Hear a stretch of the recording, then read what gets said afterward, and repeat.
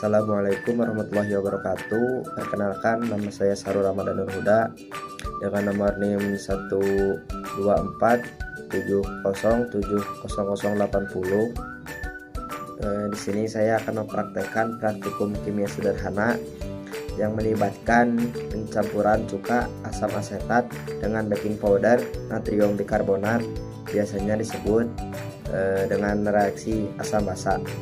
Untuk lebih jelasnya lagi, langsung saja ke pembahasan selanjutnya. Dasar teori membahas tentang kimia tidak selalu berkaitan dengan hal rumit. Percobaan sederhana pun bisa dilakukan, bahkan dengan menggunakan bahan yang mudah didapatkan.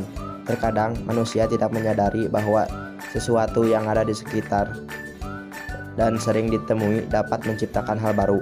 Melalui sebuah percobaan, manusia dapat mengamati, meneliti, dan mencatat hal-hal yang telah didapatkan. Di dalam sains, lebih tepatnya pada pelajaran kimia, dapat mempelajari reaksi-reaksi yang terjadi. Tentu hal ini juga memerlukan penelitian untuk menambah pengetahuan atau sekadar membuktikan. Sebagai contoh penelitian sederhana yang dapat dilakukan adalah mengembangkan balon dengan mencampurkan asam cuka dengan soda kue atau baking powder. Reaksi yang cukup menarik untuk ditinjau lebih dalam mengenai pengaruh soda kue atau baking powder dan asam cuka terhadap balon mengembang. Asam cuka atau asam asetat adalah bahan yang sering digunakan untuk memberikan rasa asam, mengatur keasaman, dan memberikan aroma pada makanan. Asam asetat memiliki rumus kimia CH3COOH dan bersifat asam lemah. Baking powder atau natrium bikarbonat adalah bahan yang sering digunakan sebagai bahan masak makanan. Natrium bikarbonat memiliki rumus kimia NaHCO3 dan bersifat basa lemah. Campuran cuka dengan soda kue dapat dirumuskan sebagai berikut: NaHCO3 tambah CH3COOH jadi CH3COONa tambah H2O tambah CO2. Cuka merupakan asam, sedangkan baking powder merupakan basa. Setelah kedua larutan ini dicampur, pH-nya menjadi netral. Hasil dari reaksi cuka dengan baking powder menghasilkan sodium asetat, karbon dioksida, dan air. Karbon dioksida ini merupakan gas yang nantinya akan memberikan tekanan pada balon sehingga mengembang karena gas karbon dioksida dapat mendorong gas oksigen di atasnya. Hasil reaksi berupa gas karbon dioksida ditandai dengan munculnya gelembung-gelembung gas atau buih di dalam wadah reaksi. Reaksi yang terjadi antara cuka dengan baking powder ini merupakan reaksi endoterm. Karena setelah cuka dan baking powder dicampurkan ke dalam botol, permukaan botol akan terasa dingin. Hal ini terjadi perpindahan panas atau kalor dari lingkungan ke sistem sehingga suhu lingkungan berkurang dan menyebabkan suhu pada permukaan botol terasa dingin. Reaksi tersebut terjadi karena asam cuka atau asam asetat adalah senyawa kimia organik yang memiliki konstanta dielektrik yang sedang, yaitu 6,2, sehingga ia dapat melarutkan senyawa polar seperti garam anorganik, gula, maupun senyawa non-polar.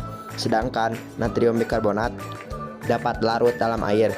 Senyawa ini digunakan karena dapat bereaksi dengan zat lain membentuk gas karbon dioksida yang menyebabkan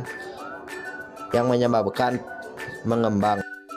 Untuk alatan bahannya yaitu yang pertama balon, yang kedua baking powder atau soda kue NaHCO3, terus yang ketiga cuka CH3COOH, dan yang terakhir botol. Selanjutnya langsung prakteknya, yaitu yang pertama masukkan 1 saset cuka ke dalam botol bekas. Setelah memasukkan cuka, selanjutnya memasukkan baking powder atau soda kue sekitar 2 sendok makan ke dalam balon sebelum dicampurkan ke dalam cuka. Setelah itu masukkan baking powder atau soda kue yang sudah ada di dalam balon ke dalam cuka yang sudah ada di dalam botol. Nah, setelah itu reaksi yang ditimbulkan yaitu si balon tersebut akan mengembang dikarenakan karbon dioksida dari reaksi campuran antara cuka dan baking powder atau soda kue. Nah, kesimpulan dari praktikum kimia sederhana tadi, jadi ketika baking powder sudah dituangkan dan menyatu dengan cuka, terjadi gelembung-gelembung yang banyak pada botol sampai naik ke balon. Gelembung-gelembung gas tersebut adalah gas karbon dioksida. Hasil dari reaksi cuka dengan baking powder menghasilkan gas karbon dioksida yang dapat mendorong gas oksigen di atasnya, sehingga lama-kelamaan balon yang tadinya kecil akan berubah menjadi lebih besar. Dan pada waktu yang bersamaan balon pun mengalami perbesaran secara terus-menerus sampai sudah tidak ada gelembung lagi. Reaksi antara cuka dengan baking powder tersebut dapat menyebabkan balon membesar karena reaksi tersebut menghasilkan gas karbon dioksida CO2 yang membuat balon terisi udara. Besar kecilnya balon yang mengembang juga bergantung pada besar kecil takaran baking powder dan cuka yang dicampurkan. Semakin besar takaran keduanya, maka balon mengembung semakin besar dan atau sebaliknya. Sekian yang bisa saya sampaikan. Mohon maaf apabila ada salah-salah kata. Assalamualaikum warahmatullahi wabarakatuh.